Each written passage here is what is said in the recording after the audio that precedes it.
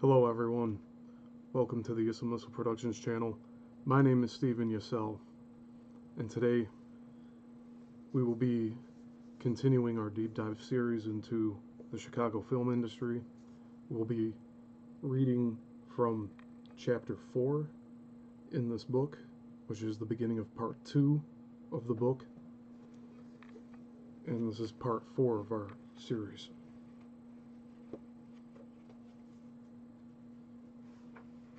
So I hope you're all doing well today.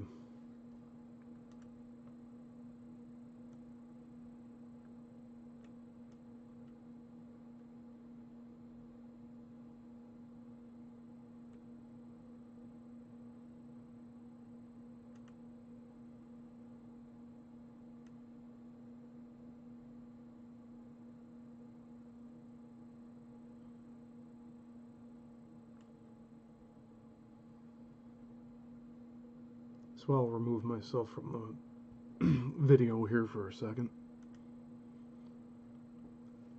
We're looking at William Selig's studio.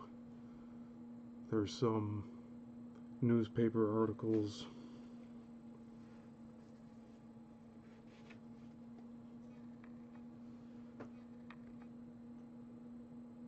Hey Jason.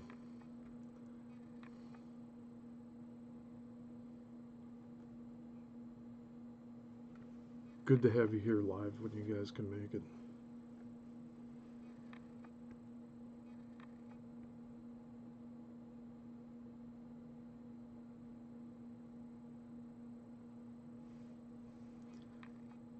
So yeah, we will be learning about William Selig, who started one of his film studios here in Chicago.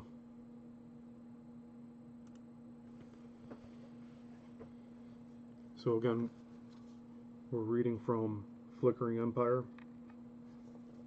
by Michael Glover Smith and Adam Selzer. We're starting on part 2, Chicago Rising.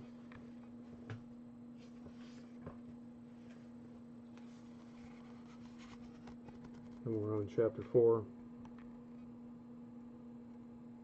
Colonel William Selig. And that is a title that he gave himself. So I would almost say it's a case of stolen merit. But if we can look beyond the fallacies of these individuals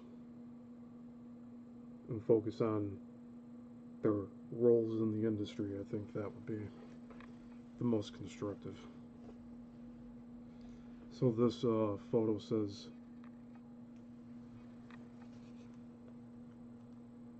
in quotes, Colonel William, so Colonel, quote unquote, William N. Selig, circa 1914. And the photo is courtesy of the Margaret Herrick Library, Academy of Motion Picture Arts and Sciences.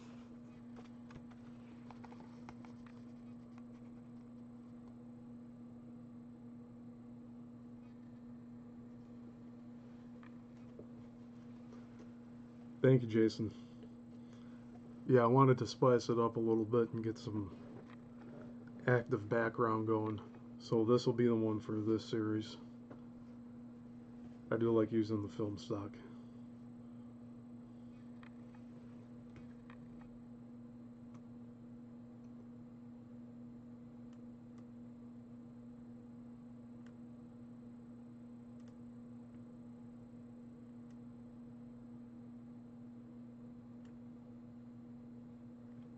Yeah, I'll stay down here in the bottom left corner for a little bit, and we'll see how this works. So this is a photo of, or actual multiple photos of relating to Selig in a studio. That's a studio with the road out front. I would assume that vehicle on the road is also someone related, or it could be someone just passing by or parked there for something else. But I just found these photos. I put them together here for you so you can look at them while I read.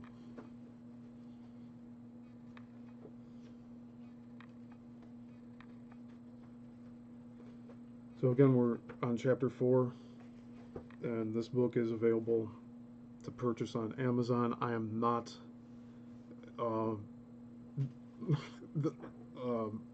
financially obligated for any of this. Like, I'm not a sponsor or anything.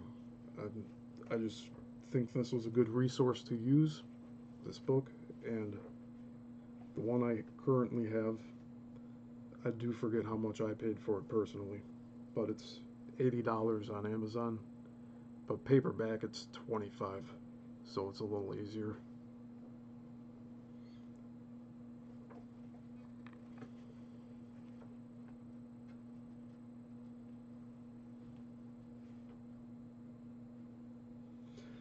Oh, and there's also Appendix A in this book is Selig Polyscope's pointers on picture acting.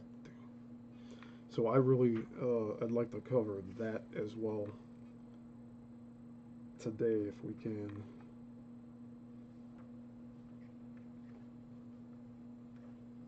It's a little less than 4 pages for that.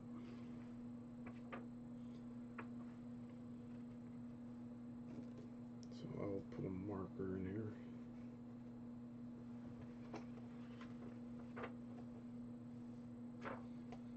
Alright, so we're on page 41.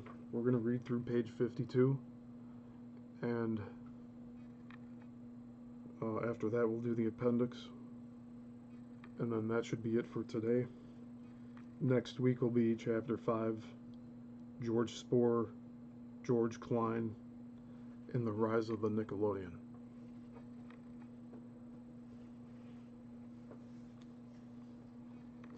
So without further ado, Chapter 4, Colonel William Selig. Quote, when one says the Selig Polyscope Company, one really means the W.N. Selig himself, who is the president, or who is the presiding genius and leading spirit of the establishment. His eye is on every detail of the business at all times.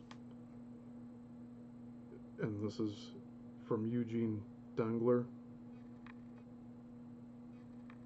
and the source is Motography, M-O-T-O-G-R-A-P-H-Y. William Nicholas Selig, pronounced Selig, was one of the most successful and colorful motion picture pioneers of the 1890s and early 1900s. Selig was a native Chicagoan and traveling magician who conferred the title Colonel upon himself while touring the minstrel show circuit. He was a large man with a bushy mustache and a friendly, ingratiating demeanor. An adjective used to describe the Colonel on more than one occasion was Falstaffian, F-A-L-S-T-A-F-F-I-A-N. In 1895,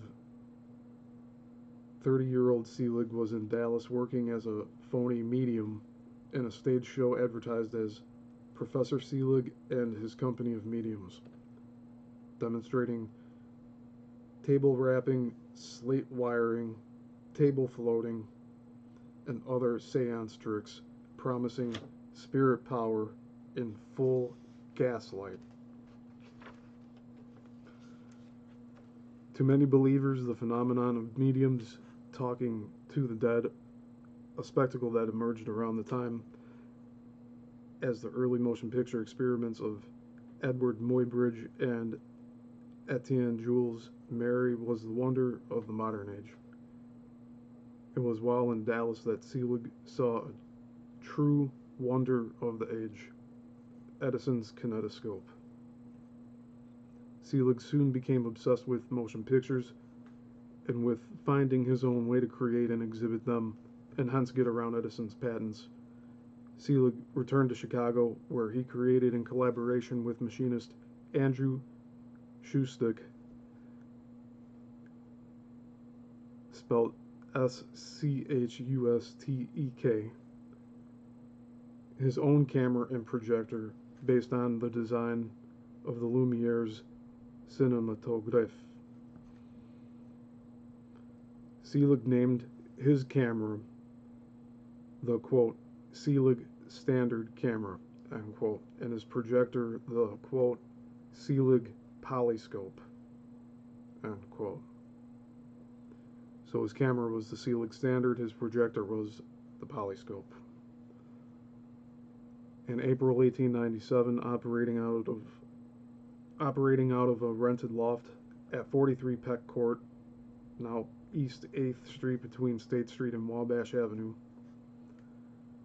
in Chicago's brothel-strewn Tenderloin district, Selig founded the first Chicago studio, and indeed one of the first such motion picture studios in the world, the Mutoscope and Film Company, which became the W.N. Selig Company before permanently changing its name to the Selig Polyscope Company. The first Selig production, and what is likely to be the first narrative film shot in Chicago, The Tramp and the Dog, now lost, was a quote, backyard comedy shot in a residential neighborhood on the far north side of the city, known today as Rogers Park. The picture won instant popularity due to an accident that occurred while filming. According to various accounts, The Tramp and the Dog, approximately 150 feet long, or less than 2 minutes in length, featured the character of a tramp knocking on the back door of a residence looking for a handout, only to be met by a bulldog that chased him across the yard and over a fence. Before the genuinely terrified actor could clear the fence, the dog's jaws clamped down on the seat of his pants, and after a brief struggle, the actor tumbled to the other side, while the dog came away with a mouthful of pants. Thus began the long tradition of pants humor in silent motion picture comedy, which would arguably reach its apex with the films of future SNA star Charlie Chaplin.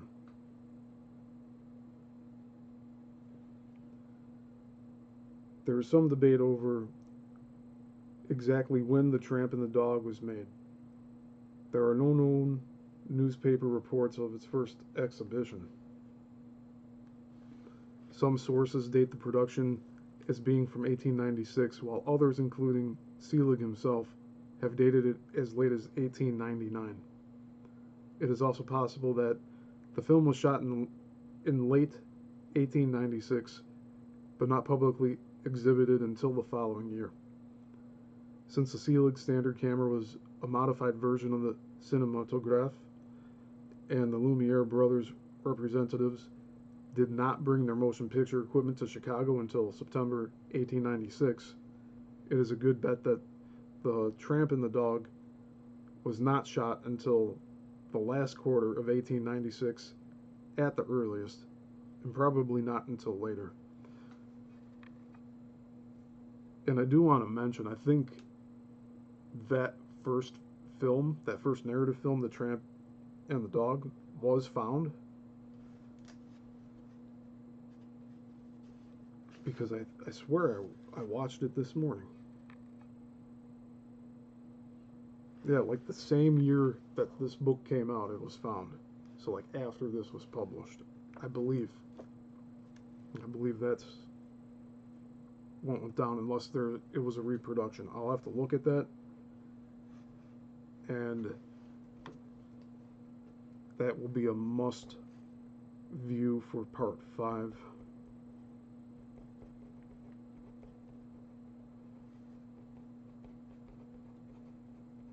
And I do have clips today for us to watch at the end of the Chicago Police Department that the Lumiere brothers got to walk down some streets as a parade just for them to film. Along with, there was one other one that I grabbed. So we'll look at both of those. And if I can find The Tramp and the Dog, the one that I'm thinking of, then I'll go ahead and I'll get that prepped for next week.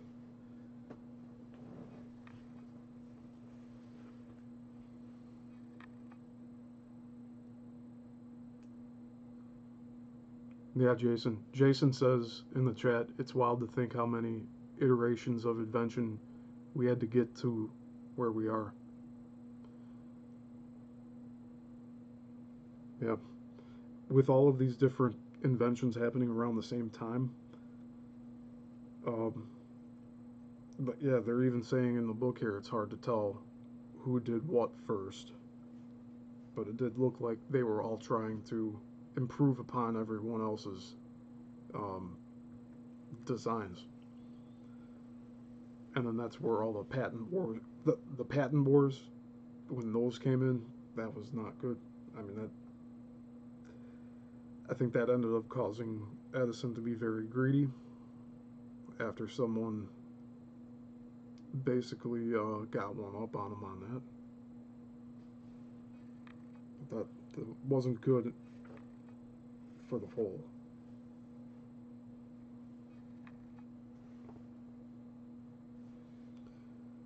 So anyway, I'm going to continue reading here.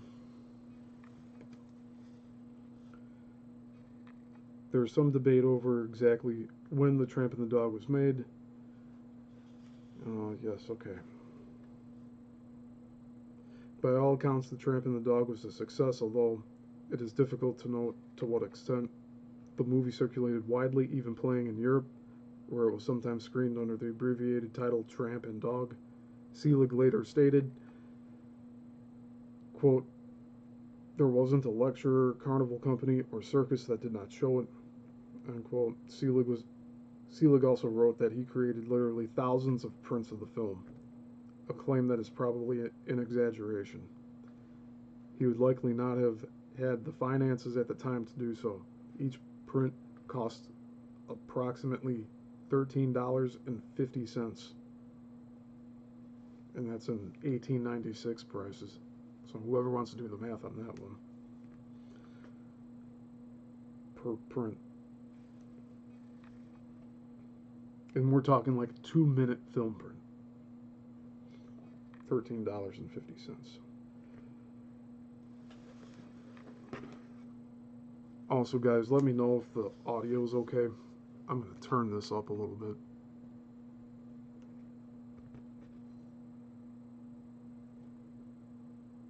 Alright.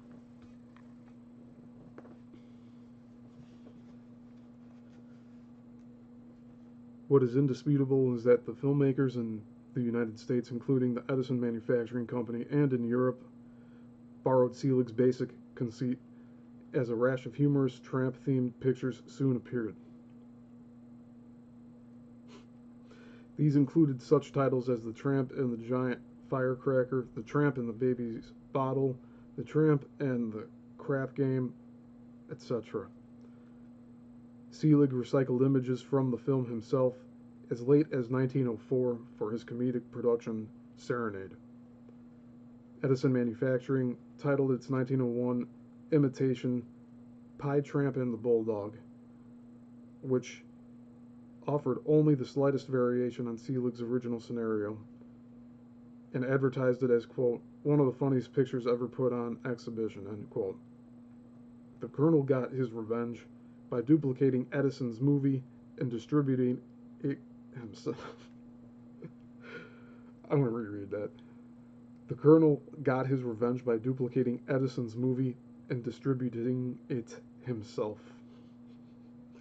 For the next several years, however, Selig put on hold any ambitions he had about producing narrative films and turned his attentions instead to a series of Lumiere's-like actualities that would decidedly be more exotic affairs.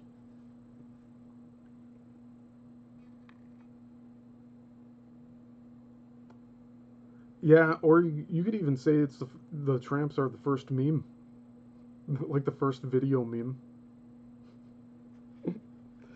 I mean, technically. But yeah,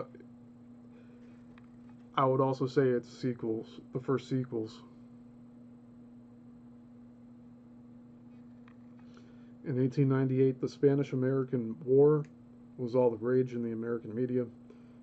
Edward Ahmet, inventor, filmmaker, and partner of George Spohr, reportedly appealed to the U.S. War Department to be given permission to travel to Cuba and document the battles.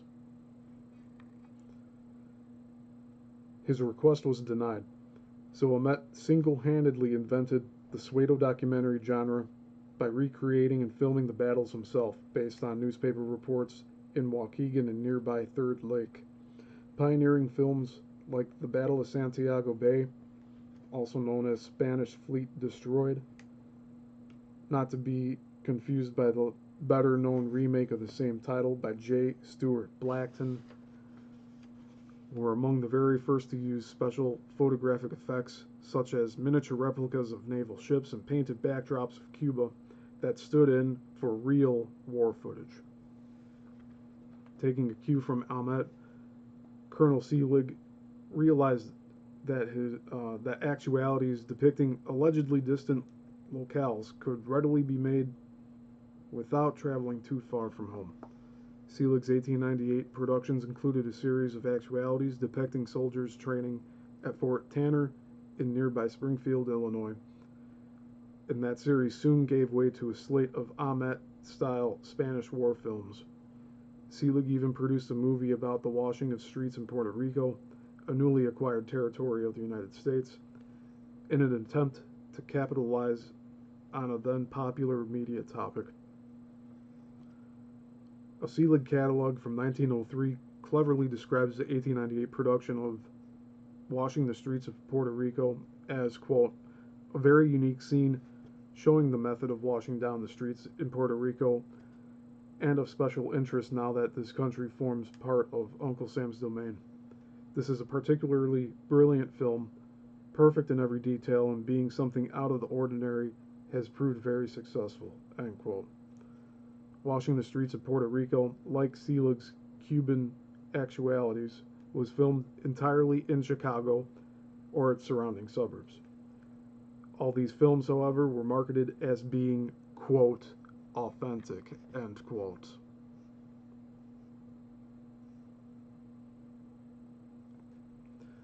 Ironically, Selig used bold language to boast of the authenticity of his own films, while simultaneously attacking the actualities of other filmmakers for being, quote, fake reproductions, end quote.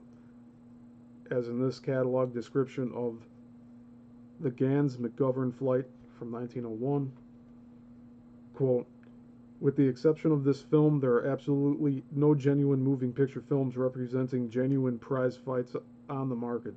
The prize fight films, so-called, are either taken by the fight promoters. Okay, I apologize. So that's the Gans-McGovern fight. So Gans-McGovern. Quote, with the exception of this film, there are absolutely no genuine moving picture films representing genuine prize fights on the market. The prize fight films, so-called, are either taken by the fight promoters and retained by them for exhibition, not on sale, and cannot be procured, or else they are the boldest fake reproductions put up the day following the fight by cheap so-called fighters who endeavor to the best of their ability and under the direction of the enterprising photographer to represent or reproduce as nearly as possible the scrap which occurred the evening before between the genuine principals. It is easy to see how very little real value films produced in these ways possess for the average public, which is quick to see that the so-called principals in the fight are not the men they are advertised to be, and the fight is not the real thing. This is not only a genuine picture taken while the fight was in actual progress. End quote. The extant film of the Gans-McGovern fight offers a fascinating window into the process of early motion picture production, which could create unwelcome intrusions upon real life. The much-hyped featherweight title bout occurred on December 13, 1900, in front of an estimated 10,000 to 15,000 spectators. The fight was booked at Chicago's Tattersall's Athletic Association, which had outbid other venues across the country by offering the winner a $7,500 purse plus 50% of the box office. The bout was scheduled to last 6 rounds precisely because this was thought to be an ideal length for William Selig's motion picture. 6 powerful arc lights and 4 giant reflectors were placed around the ring to ensure there would be enough light for Selig's camera to achieve the proper exposure. The intense heat that resulted required that the giant doors to the hall remain open during the bout. Unfortunately, the median temperature was 24 degrees Fahrenheit in Chicago that night, meaning that patrons close to the doors and patrons close to the ring would have been made equally uncomfortable by experiencing temperatures at opposite ends of the spectrum.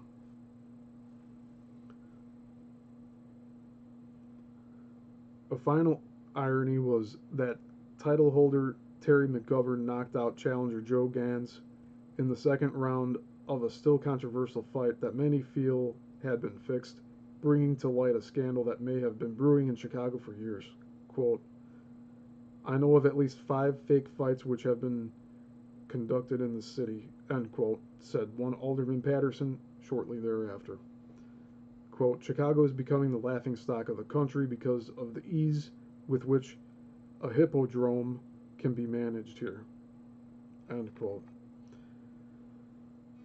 Newspapers reporting on the fight frequently referred to it as a, quote, hippodrome, end quote, a word then going through a brief vogue in which it was a common term not for an arena, its normal definition, but for a fixed fight. So they were calling fixed fights hippodromes.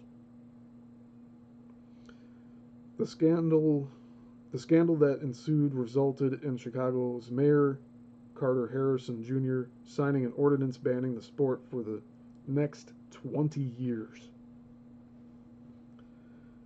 If Gans-McGovern fight was indeed a, quote, hippodrome, end quote, how, quote, authentic, end quote, does that make Selig's film after all? If the outcome was predetermined, should this ostensible documentary not be classified as fiction? Also shrewd was the way Selig Polyscope used new catalog descriptions to make old movies seem more current. Infantry Charge, a war film from 1898, was being marketed in the 1903 catalog as a depiction of the Philippine War, which did not actually break out until a year after the movie was shot. To paraphrase Charles Foster Kane, Selig was providing the actualities and was content to let the United States government provide the war. This was exactly the kind of canny business sense that would establish the Colonel as Chicago's most successful film producer at the dawn of the 20th century. Soon, however, this success would also attract the wrath of Thomas Edison.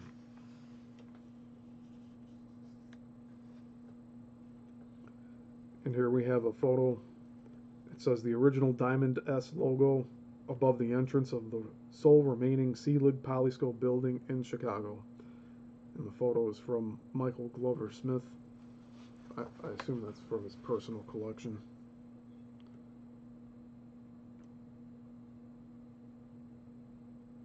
So let's check that out real quick. Just the front of the building.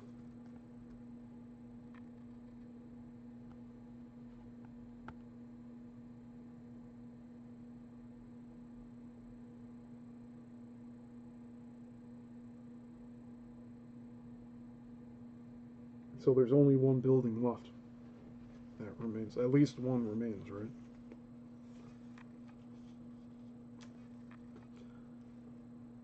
Alright, continuing on.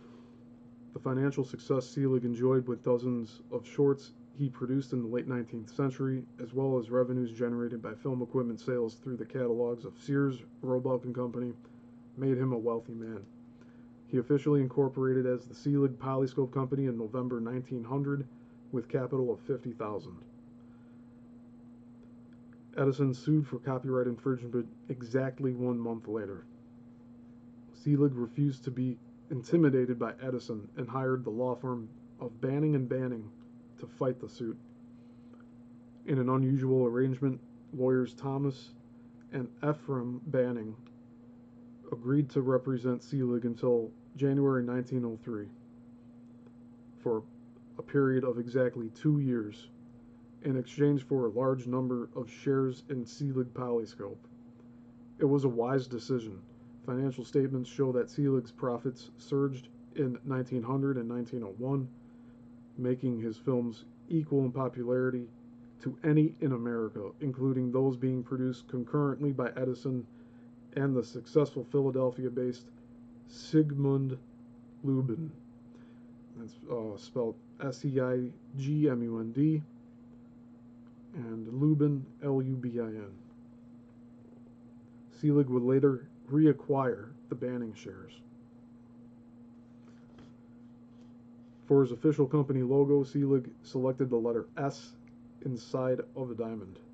This decision would generate controversy a few years later when, according to the Moving Picture World magazine, Russian border guards, quote, always on the lookout for nihilists, anarchists, and socialists, end quote, seized Selig materials after mistaking the Diamond S logo for a, quote, socialist emblem, end quote.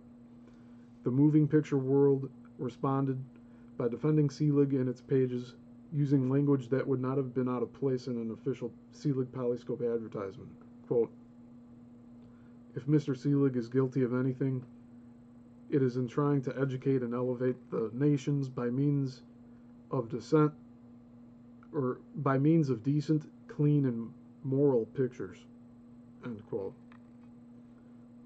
Later in life, Selig would describe his 1903 production of Arrival of Humpty Dumpty as his first, quote, real, quote, movie.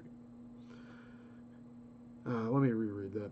Later in life, Selig would describe his 1903 production of Arrival of Humpty Dumpty as his first, quote, real, end quote, movie.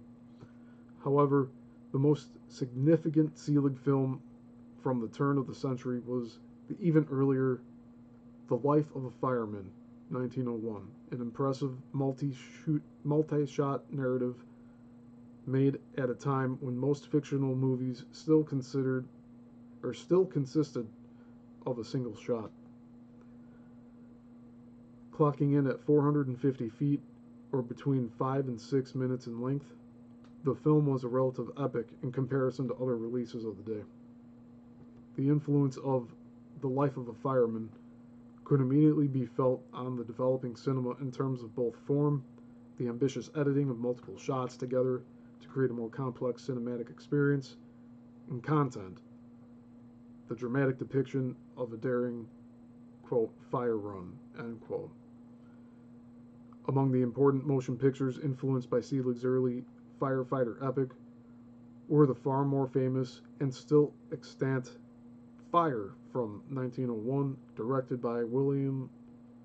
by James Williamson, and Life of a Fireman 1903, directed by Edwin S. Porter.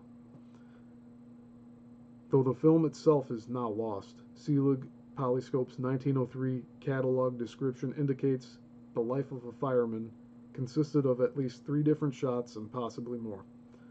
Quote, "This picture, in its complete form, shows the fireman sitting in front of a firehouse when suddenly an alarm is sounded. You see the firemen rush and break for the out. You see the firemen rush and break for the inside of the firehouse to get to their respective places on the apparatus before going to the fire. The next picture shows them leaving the firehouse. The mad dash out of doors, and the most realistic fire run ever shown on canvas. 28 pieces of firefighting machines madly rushing and plunging down a thoroughfare on the way to the fire." End quote. Not all of Selig's early efforts were as innovative or ennobling.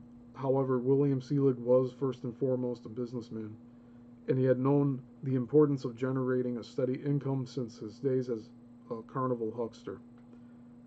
The Colonel thus augmented his income by purchasing prints of European films by Yissilmissil and others, making duplicate copies. That might be pronounced Millet. It's been a while since I've said that guy's name. And selling them for distribution himself. So I'll reread that. The Colonel thus augmented his income by purchasing prints of European films by Millet and others, making duplicate copies and selling them for distribution himself. He thereby earned royalties on intellectual property that legally belonged to others. Selig was, however, hardly alone in this bootlegging of pirated pictures. The practice was widespread at the time, especially since it was virtually impossible for filmmakers from other countries to know if and how their movies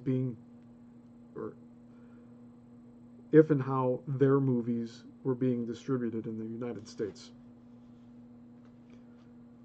Still, other Selig endeavors pandered to the lowest common denominator.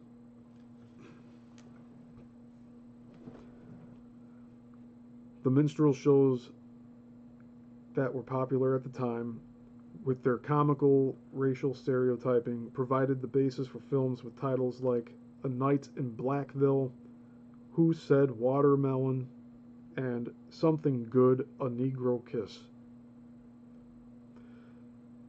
The last of these is described simply in the 1903 Selig catalog as, quote, a burlesque, end quote, on Edison's famous The Kiss from 1896, i.e. the very notion of seeing African Americans, or more likely white actors in blackface makeup, kissing was meant to be humorous. It is worth pointing out that in the 1890s, Selig co-owned a minstrel company with a black barber from San Francisco named Lou Johnson. Although that arrangement does not excuse the racial stereotyping found in Selig's films, it was still a remarkably progressive partnership for the era. Such racial stereotyping in film would eventually lead to African Americans independently producing their own motion pictures, ones that offered alternative and more authentic images of black American life. African American filmmaking pioneer William Foster has been quoted as saying, quote, "Nothing has done so much to awaken race consciousness of the colored man in the nation as the motion picture. It has made him hungry to see himself," end quote. Chicago, too, would be home to the first significant movies made by African Americans, like the Foster Photoplay Company's short The Railroad Porter in 1912, and the earliest feature films of Oscar Micheaux. I want to say his last name is spelled Micheaux. The most important of the early, quote, race film, end quote, directors. And says, see postscript. I guess I'll just read this footnote here.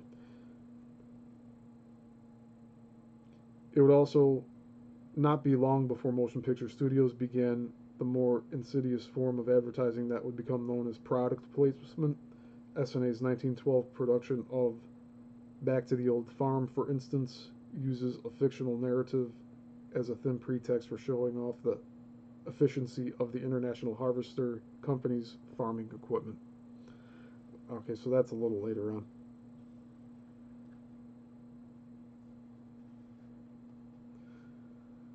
In spite of Selig's best efforts, however, Chicago was not yet the capital of motion picture production, as it would become later in the decade. In the first years of the 20th century, Chicago's role in the movie industry, as it was in so many other U.S. industries, was to function primarily as a center for distribution throughout the Midwest. In addition to Chicago's Sears and Roebuck, who sold projectors and slide presentations in their catalogs, with which traveling men like Burton Holmes would launch a career giving illustrated lectures, many other local companies catered to the burgeoning motion picture market by selling films and film equipment. These companies included Montgomery Ward, who had set up a special department catering to the, quote, optical trade, end quote. The Klein Optical Company, spelled Kleine. The Stereopticon and Film Exchange. The Chicago Projecting Company. And the Enterprise Optical Company.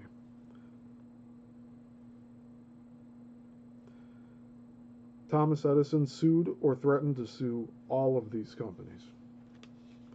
The only entrepreneur who capitulated was George Klein, who was able to pacify Edison by agreeing to exclusively sell Edison's films and projectors beginning in 1899. All of the other companies resisted, with some following Selig's lead and hiring the firm of Banning & Banning to fight the suits. This resistance was significant. Almost all of the motion picture production and distribution companies in New York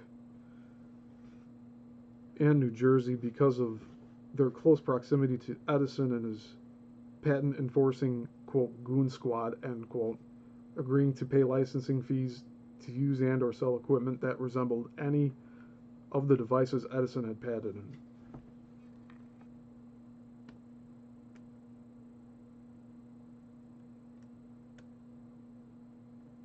I didn't realize I was still all large on the screen here. Sorry about that.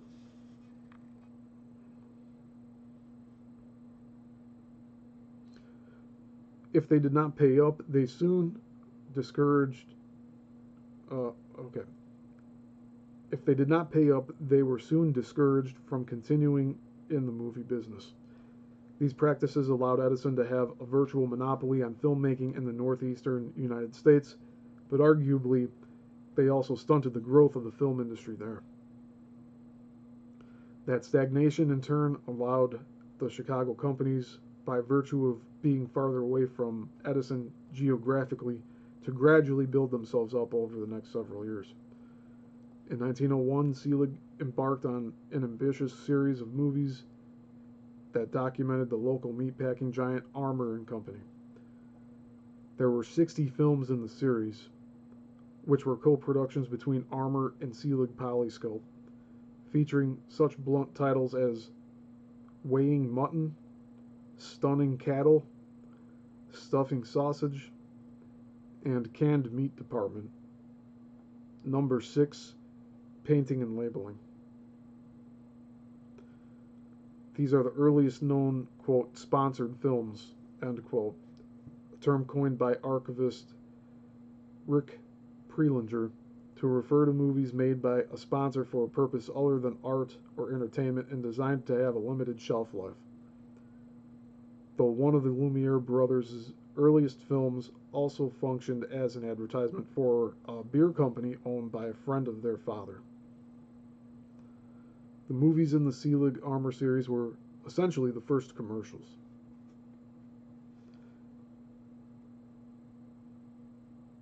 And that's where that product placement footnote was about earlier. In the coming years, Selig continued to produce locally shot movies while also expanding his operations to include film production in Florida and Colorado, where the climates were more conducive to shooting in the winter than that of Chicago. This was also the kind of thinking that would eventually lead Selig's opening to a permanent studio in Southern California in 1909, the beginning of Hollywood as we now know it. The most significant Selig Polyscope pictures of this period were actualities filmed outside of Chicago, such as the inauguration of President Theodore Roosevelt. Inaugurations always proved a popular draw and were one of the few big news events for which filmmakers could prepare in advance. And fictional westerns filmed on location out west, the most prominent of which was probably the incendiary Colorado shot Tracked by Bloodhounds, or A Lynching in Cripple Creek from 1904. In 1906, Selig Polyscope generated unwanted publicity when one of its contracted actors, Howard E. Nicholas, murdered one of its contracted actresses, Margaret Leslie. Wow. The two had co-starred in 6 films, including The Tomboys, a comedy directed by Gilbert Anderson shortly before he split with Selig to found SNA, and were scheduled to appear in a 7th, a Colorado Western, when Nicholas strangled Leslie in a Chicago hotel room. A newspaper article cited jewelry theft as the motive, but Andrew Erish's Selig biography identifies it as a likely, quote, crime of passion, end quote. It was the first of many such scandals to plague the burgeoning motion picture industry. Even as Selig's rate of production dramatically increased, however, so too did his legal troubles. His battles with Edison had never gone away, and in 1907 they actually threatened to bankrupt the Selig Polyscope Company. On October 24th of that year, a Chicago district court judge ruled that Selig Polyscope's motion picture cameras infringed on patents that belonged to Edison. Fortunately for the Colonel, aid soon arrived in the unlikely form of his former partners at Armour and Company. In 1905, the socialist newspaper Appeal to Reason had published a specialized version of The Jungle, a novel by Upton Sinclair, that functioned as a damning expose of the unsafe, unsanitary, and downright corrupt practices of the Chicago meatpacking industry. And I believe that was forced upon my generation through the school system here in the United States. The novel was based on Sinclair's own experiences while working in the Chicago stockyards as an undercover journalist in 1904. Previous journalists found that the meat packers went out of their way to cover up anything unpleasant when they toured the premises. Sinclair found that by just showing up with a lunch bucket, he could sneak right in and never be questioned. When Doubleday, Page and Company published the novel as a single volume in early 1906, it reached a wide audience and caused an immediate sensation with the public. To combat Sinclair's unflattering account of the industry, Armour and Company waged an all-out public relations war. This effort involved re-releasing their Selig promotional films, as well as providing financial and legal backing to Selig in his lawsuit with Edison. The legal arm of Armour and Company worked towards reaching a settlement with Edison that would lead in 1908 to Selig reluctantly entering into an agreement with the Thomas Edison's Motion Picture Patents Company, which oversaw royalty payments to Edison while simultaneously allowing Selig to focus on his own company. With his legal battles with Edison seemingly behind him, Selig expanded his studio to include a massive lot on the corner of Irving Park Road and Western Avenue on Chicago's northwest side. The Colonel had already opened a second office there in the late 19th century, but now could afford to snap up all of the surrounding land so that his new studio facilities, bounded by Claremont Avenue and Byron Street to the south and east, would encompass several city blocks. These new facilities included outdoor stages, artificial hills, a giant man-made lagoon, jungle trees, and an interior studio with a glass roof. Selig made his old friend Tom Nash superintendent of the plant. Because the concept of a, quote, movie star, unquote, was still at least a couple of years in the future, it began with the Biograph company marketing their leading lady Florence Lawrence as the, quote, Biograph girl, unquote, in 1909. The main draw of the early Selig Polyscope films was simply their production values.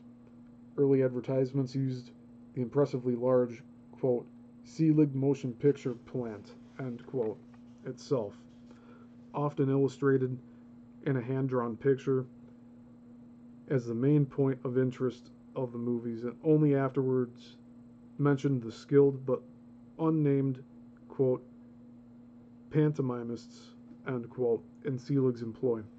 One such ad earnestly read, quote, "This plant is one reason why Selig films are the best.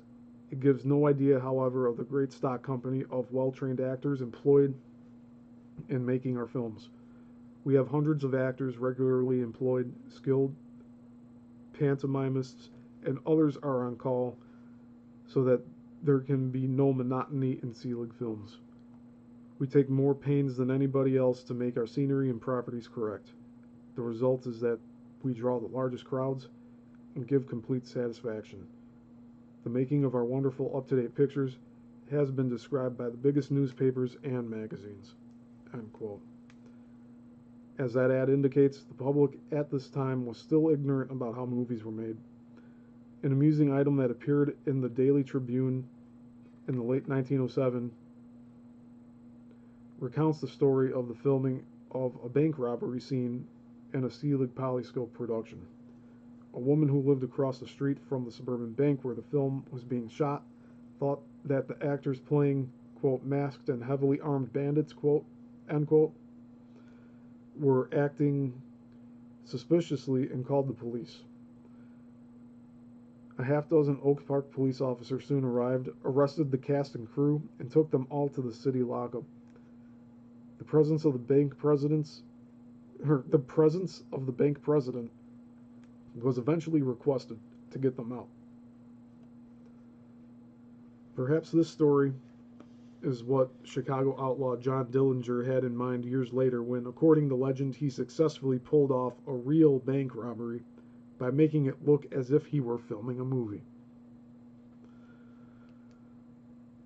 With more money and renewed confidence, Colonel Selig was prepared to ramp up the pace of his film production for the 1908 season. Selig Polyscope's membership in the Motion Picture Patents Company seemed to be advantageous to both Edison and Selig in the short term, but in many ways it would also signal the beginning of the end of the local Chicago film industry. And that is Chapter 4.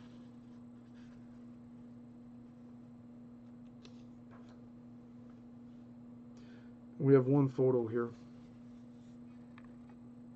at the end of this chapter,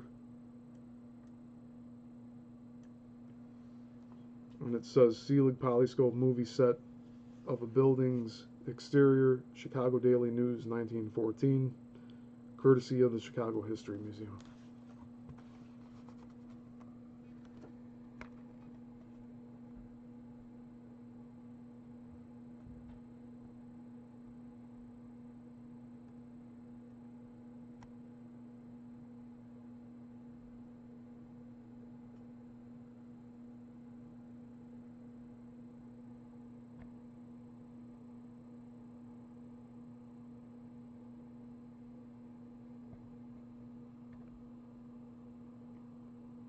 I'm trying to get it to focus here. My apologies.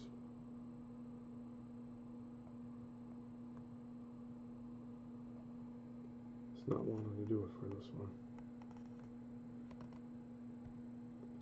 Alright.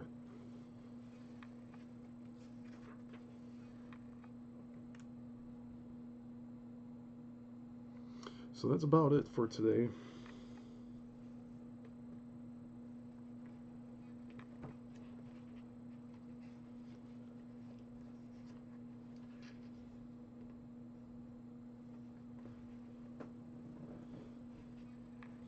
There's this Appendix A.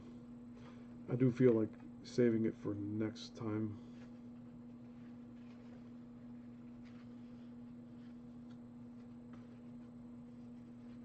Maybe we can begin next week with Appendix A.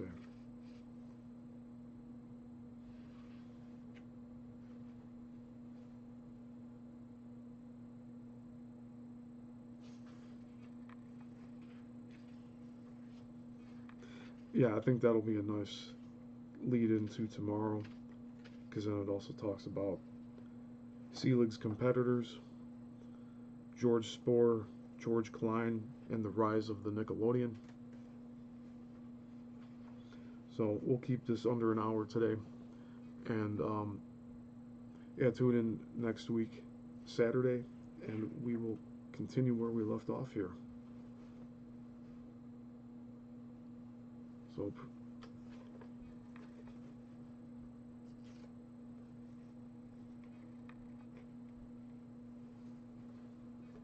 that'll be all for today.